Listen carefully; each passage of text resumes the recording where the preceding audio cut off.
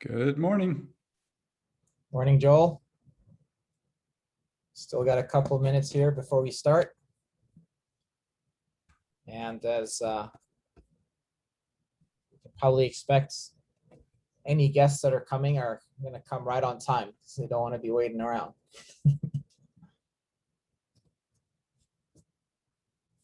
Have you had a chance to watch any of the webinars we've done?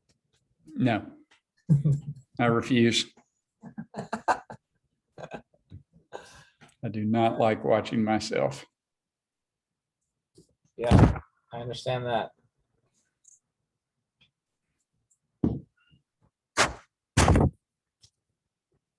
Between this page and the education page, there are two top performing pages.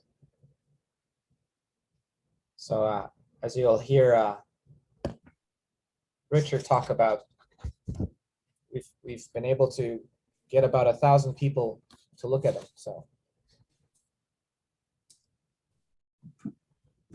So that's pretty good.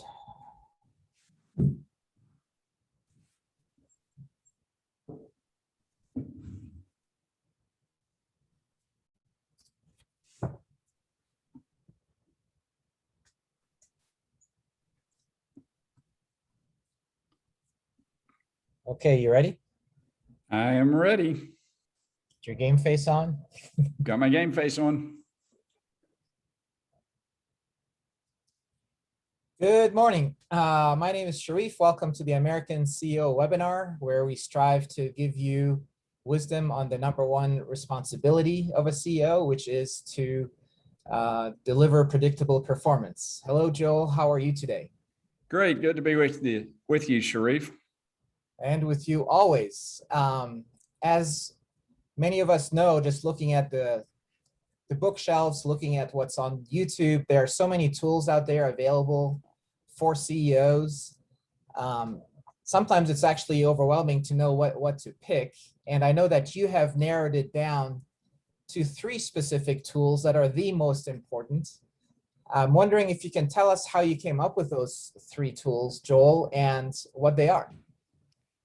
Yeah, so I think when people get put in a position of leadership in an organization, even if it's not CEO, but certainly when it's CEO, your first thought is, I'm in charge, everything's going to happen. I just tell people what to do and it all happens.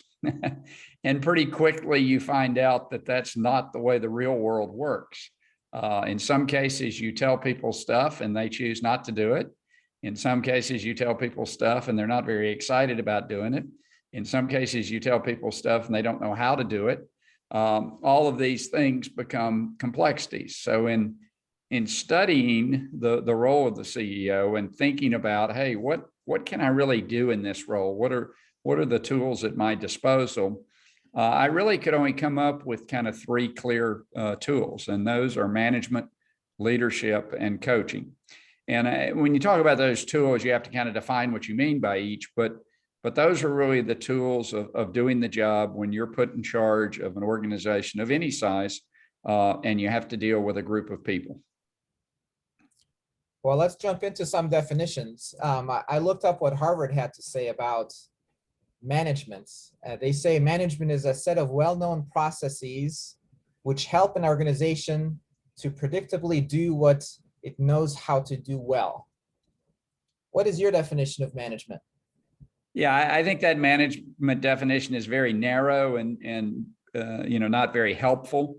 Certainly processes is part of the manager's job, but I think a broader way to look at it is the manager's job is to make decisions about those things they've been given responsibility for. And so that, when you're made a manager, what it fundamentally means is there's a whole host of decisions that you either get to make yourself or at least have significant input into making. Who you hire, how much you pay them, what title you give them, where they sit. These are all just regular decisions that the manager has to make and are critically important. Getting the right people into the right seats on the bus are critically important. And that's, kind of core piece of management. Outside process, which is another set of decisions you need to make, absolutely. But I like the broader definition of management's really making decisions about those things you're responsible for. And just as a refresher from what we've talked about before, the difference between a manager and a contributor. Yeah. Yeah. So, sometimes people get a little squishy, or they take people who are individual contributors and they give them some sort of title. You're a team lead. And my question always is, do they get to make decisions or not? And if they don't get to make decisions, you kind of are hampering them. You're giving them responsibility for the outcomes of something without giving them the power to really do that. So when I talk about management, I'm talking about a person who's in a position where they get to make significant decisions, major impact on who's hired, on budget, decisions for their part of the organization. Very good. Moving a little deeper into the leadership. So Harvard says leadership is the accomplishment of a goal through the direction of human assistance. Yeah, again, not something I quite know what to do with there. And when I talk about leadership as a tool, I define leadership as your ability to get other people to eagerly follow your direction. And that is, very different than management. If you read a lot of the business literature, they kind of often play management against leadership and say that, maybe when you're first put in charge of a group, you're a manager, but then you need to become a leader and kind of not be a manager anymore. And I think that's just a very poor way to look at things. I think management and leadership are incredibly complementary, and to be good in a position of authority, you need to understand how to do both. You need to make really good decisions about what to do, but then you need to have worked and strive very hard so that everybody will eagerly follow that direction. And so you get real commitment involved when you make a decision. So leadership really answers the why for people. Management answers the what for people. What do we want done as a management decision? Why do we want to do it as a leadership question? That's excellent. I remember one of the first books I read by John Maxwell. He said, if you think you're a leader and nobody's following, you're just taking a walk. That is absolutely correct. Yes. A lot of people talk about leadership, but they don't have the followers to show for it. And so what you're saying is to eagerly follow. And the way that happens is by casting a vision that is compelling to everyone and communicating that vision. Yeah, that's certainly a piece of it. Where are we going is certainly a key piece of leadership. People have to perceive you to act and follow you. They have to perceive you as what I call the 3 C's. They have to perceive you as credible, competent, and caring. Credible means that when you say something, there's no question that you believe it to be true and you're not spinning it in any way. Competent, you have to be good at what you're doing. If you want people to follow you, they're not going to follow somebody who's not very good at what they do. And then the third thing, caring, which may be the toughest for a lot of the tech type CEOs that I've worked with, is that you have to convince people you care about their success and the organization's success as much as you care about your own personal success. And so if you can put those 3 C's together, then people tend to want to follow you and you are exhibiting leadership. Okay, well, those are really important points that maybe worth spending a little bit of time on. So the first one is credibility. And I know for you, transparency and always speaking the truth are keys to that. What other things would you say are keys to credibility?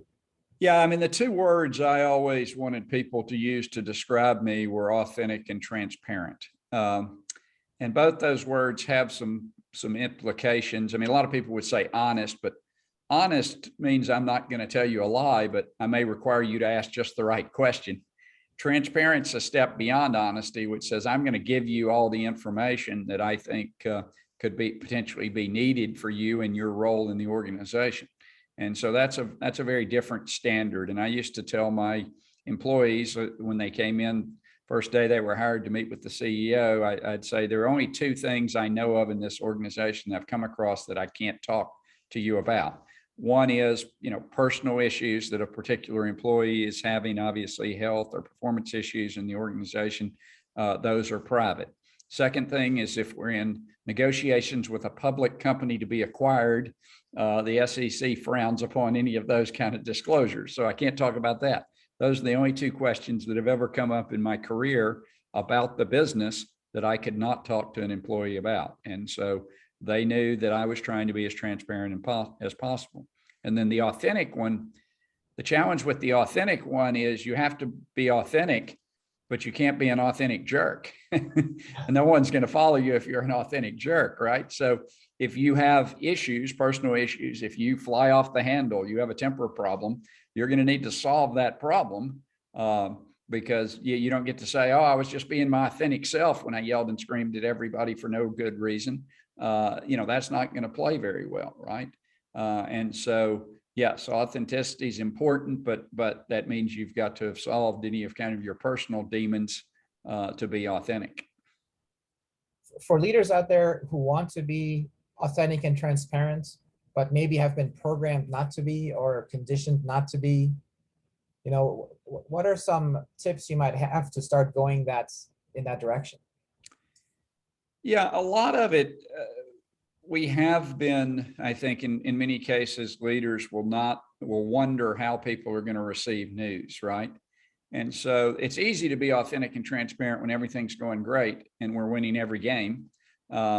It's when we start losing, things start getting tough.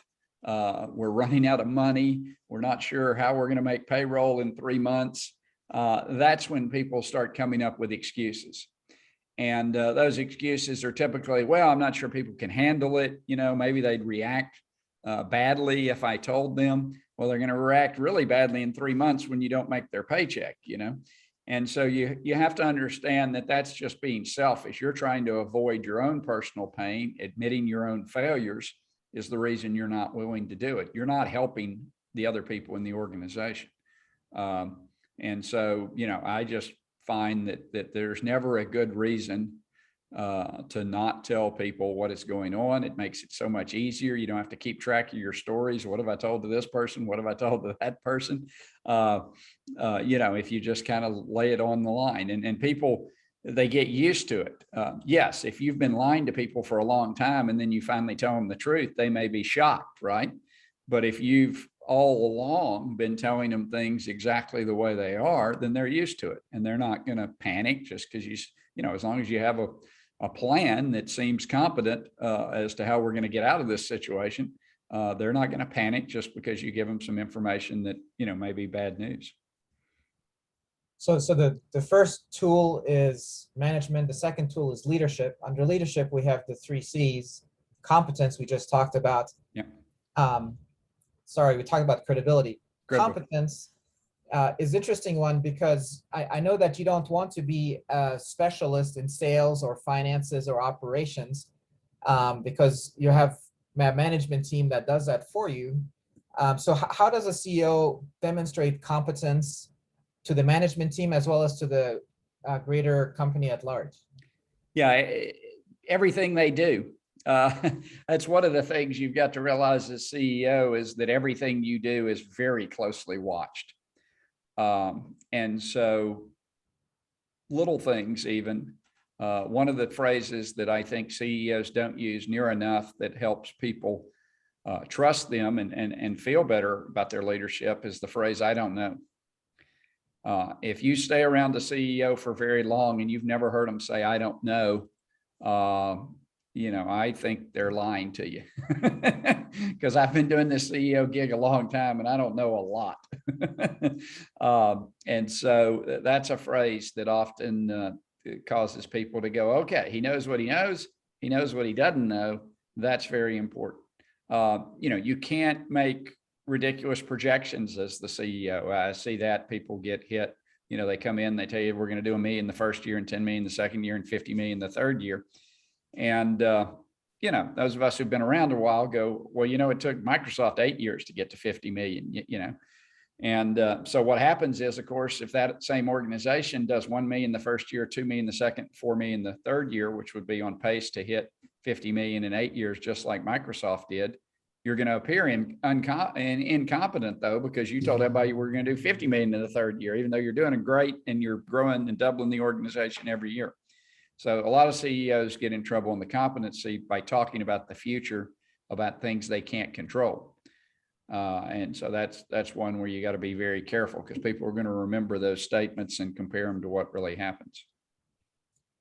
Wonderful, great examples. And then the third C is caring, which, you know, I imagine that there's some boundaries where you want to show that you care, but not too much because you want to be professional. Talk to me about how you navigate that. Well, certainly you can't, you can't have your best friend working for you. That doesn't work. There has to be a little bit of a separation. Doesn't mean you can't care deeply and love the people who work for you, and be looking out for their best interests, even when that diverges from your own interest. And so, some of the ways you show that, I've told employees, hey, your next step is a vice president position, but I don't have that in my organization. And so, if you find something else that looks good outside, I'm happy to provide a referral. I'm not trying to get rid of you. I'm just telling you I don't have that right now, and don't know when I will, and you're ready for it. Or telling employees, being very, supportive when obviously things happen in every employee's lives, and being supportive in a way, not doubting their, what's going on, how serious it is. They're having an issue with a child, a spouse, a parent, or whatever, and showing that you respect them and you trust them to handle that issue, and taking advantage or taking care of that issue in a professional way, or some of the ways. And then little things. I mean, I used to have flashcards that I went over before every Christmas party that had the name of the employee and the name of the spouse, because when they walked into the party, the spouse was going to know my name. So I thought it was kind of important I knew their name. And when you have 20 employees, that's easy. When you have 200 employees, that gets a little more difficult. But I was also going to see them at the grocery store or around town, or so at a restaurant or something. And, it gave me a chance to know who they were. And I think people thought, hey, he's at least paying enough attention to know who I am and know who my spouse is. That makes a difference. That's very helpful. Thank you, Joel. And so then the third tool, the first one is management. The second one is leadership. The 3 C's are credibility, competence, and caring. Then the third tool is coaching. I do want to read you the Harvard definition of coaching. Okay. An effective manager as coach asks questions instead of providing answers, supports employees instead of judging them, and facilitates their development instead of dictating what has to be done. So I'll just leave it there. Yeah. Again, not particularly helpful. Yes, that's what a coach does. They didn't really define the term. And so to me, coaching is a continuous process of improvement that you're leading the employee through. That's your job. Every manager should be in a coaching relationship with every one of their employees. They're trying to make every one of their employees better. They're trying to, this is the team you have. And as long as they're on my team, I need to be engaged in making them better tomorrow than they were today. And so that's a process. It can be done. A lot of people don't coach because they don't think they're an expert in the area that the employee works in. You don't have to be an expert in what the employee does to run a coaching process. And so, again, I tell every manager, you should be involved with every one of your employees in a coaching process. You're working with them to show that you value them advancing and growing. And that, adds to your leadership abilities significantly, because people know you care. If you're investing time in them to make them better, people, really respond to that. So when you say that management is the what and leadership is the why, coaching is the how. Coaching's the how. And so, how to do it. And in most cases, sometimes you're in a situation coaching where, somebody just doesn't have the innate capabilities. I mean, I want to play power forward in the NBA, but I'm 5'10" and a half and 56 years old. So I don't think that's going to happen no matter how good my coach is. But, most of the time it's a matter of skills that somebody needs to gain, experience somebody needs to gain. And so, that's your job, is to lay out the path based upon where the employee wants to go with their career and help them make significant steps in that direction. And Joel, my final question before we open it up to questions from the audience. As CEO, you have your management team that is your direct reports, and then you have the company at large. How does leadership, management, and coaching apply to those two kind of areas from a CEO perspective?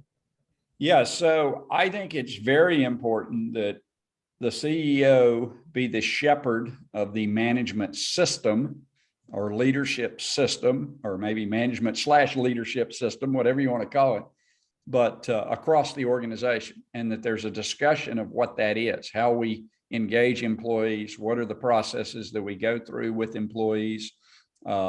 I teach every one of my executives certainly these concepts of management, leadership, and coaching, and expect them to share that with their managers that are on their teams. It is critically important. Most organizations do not have any consistency in terms of the way they manage the organization. And so what you have is, yeah, you may have a great CEO and you have some great execs and their teams run at very high productivity, but you probably got one or two that never received any training, aren't very good. And, you have kind of branches of your organization that are all polluted because you have bad management. And we see this in the data. And if you look at Gallup surveys across large companies, you'll see, one group working in a company's highly engaged, highly motivated. You'll see another group, low motivation, low engagement. So we know this is true. And I think just most organizations don't spend near enough time thinking about not only how is the CEO managing his or her team, but how are all those people underneath being managed? Because at the bottom levels, the level I'm always most worried about, because those are who's managing the individual contributors and how are they managing them? Because those are the people that typically are engaging with my customer, building my product, so on and so forth. Those are the ones that are really making a difference on a day-to-day basis. Awesome. Thank you, Joel. Well, I know we had a lot of RSVPs for this webinar. I think a lot of people are planning to watch the recording. We do have Sarah and Jim live on. Sarah and Jim, you're welcome to turn on your video if you like and pick Joel's brain on anything we've discussed or maybe even something else in the last few minutes. Do you guys, would you like to ask a question? I'll jump in. Hi, Joel. Hi. Jim Mackay here. I run essentially a fabrication company in a small town in Southwest Colorado. We've got 86 employees here. Most of my career has been in software, so it's been an interesting transition to move over and run a manufacturing company. I feel like I've got a pretty good leadership team, though they're fairly young, with an exception or two, including myself. And I guess what I've really struggled with this organization is kind of setting an overall vision, kind of defining the vision, getting buy-in from my executive team, and then being able to kind of roll that thing out. It's easy to just say, yeah, we just had a great quarter. Now let's go have another great quarter. But Right. How do I kind of get the ball rolling on painting a vision and essentially solidifying that and kind of getting everybody to buy into it across the organization? Yeah, so great question. And that is certainly, one of the key roles of the CEO is not only having a vision, but then being able to communicate it. And what I've found is that you've got to make, something that may be pretty complex, if you think about your whole strategy and all you compete against and what we do and everything, but you got to make that simple as possible. And so I've actually come up with a one-page, what I call my one-page strategic plan that I've used for every company over the last several that I've run, that it starts with the mission of the organization, which is why we get up in the morning, what we think excites us, how to recognize our tribe or other people who get excited about doing that. And I don't know enough about your business to propose them, but you need to figure out. And then that's just one line. And then the next line is the vision, how the world changes if we're successful in our mission. Okay, what would we see that we could observe how the world is different because of what we've done?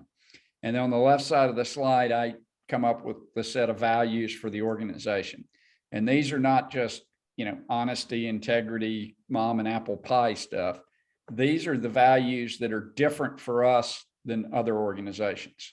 So an example of that, if you were to look at the values of a Southwest Airlines and how they choose their flight attendants versus how a United Airlines chooses their flight attendants, you would find that Southwest values fun, United values safety. Not that Southwest doesn't care about safety. No, they don't want to crash a plane either. But that's a trade-off. They've said that fun is the thing we're going to value most.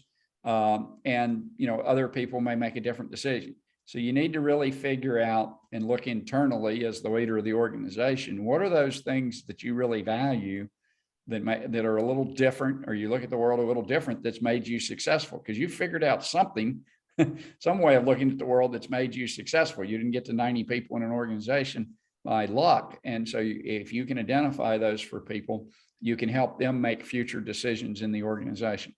And then you can do all the strategy work you want. You can hire consultants, you can read all the Porter books, whatever. But at the end of the day, if I can't reduce the strategy to a set of 5 or 6 strategic objectives, which are looking 2 to 3 years out, so over the horizon, I don't want anything this year that we're going to accomplish, because then you get in that habit you talked about of, hey, we had a good quarter, then we had another quarter. No, the strategic objectives are about setting a goal out there far enough that we're never really going to get there, because we're always going to have something 2 or 3 years out, and the next year we're going to move it another year out, right? But you ought to be able to come up with 5 or 6 things that are measurable objectives that you're going to be able to accomplish in a 2-3 year, whatever is appropriate for your organization time frame, and write those down on the right-hand side. And then, I laminate that and I stick it on every employee's desk. I stick posters up in the hall. I put it everywhere. And so nobody can say they don't know what our strategy is, because there it is, right there in front of them. And that one page is about all most of your employees are going to be able to master. So while there may be, again, a lot of detail behind that, there are a lot of things that have to happen behind that. That is my strategic plan. Then on the other side, I laminate, I put their particular team's goals for that quarter. So every quarter I have every team come up with a set of goals that are kind of the next milestone to those 2 to 3 year objectives that are on the wall. And so, when everybody does that, then I put that. So you got front side, you've got the strategic plan, back side, you've got the quarterly look at what we're trying to do right now. And that has been the most efficient way I've found to communicate a strategy and plan, and make sure at least everybody sees it. And eventually, they see it enough, they'll start acting on it. So just ask for a little clarification. When you talk about the left-hand side of your sheet and your mission and your vision, is that something that you build by consensus, or is that something that you go back and do your own assessment of and essentially say, this is what I see it as?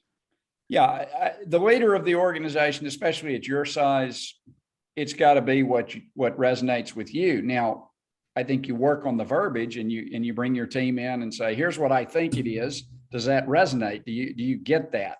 They may be able to help you wordsmith it. But it's got to be, why do you get up every morning and show up at the job? And it's probably not because, you make a paycheck. There's something you feel called to do. And that's what you're trying to identify for people, so that if they have a similar calling, they'll join your tribe. Everybody's is different and unique. Okay, thanks, Joel. Thanks for the question, Jim. And I'll email you that slide that you can fill in and make it a little bit easier for you. So thank you. Look for that. Sarah, do you have something you want to ask real quick, or are you good? I'm good, thank you. It's been enjoyable. I'm going to run. We've got our owner's finance review in about 2 minutes. So, okay. But thank you. Very interesting. And yeah, I'm sure people will listen to the recording. Yep. Great to have you, Sarah. And Jim, thank you, Joel, for your time. We're going to be back in a couple of weeks with NBA coach George Karl. Only 5 people have won more games than him in the history of the NBA. So Joel's going to interview George, and that'll be a fun one. So until then, you guys take care. Wishing you well. Thank you. Adios. Cheers. Thanks, Joel. Bye-bye.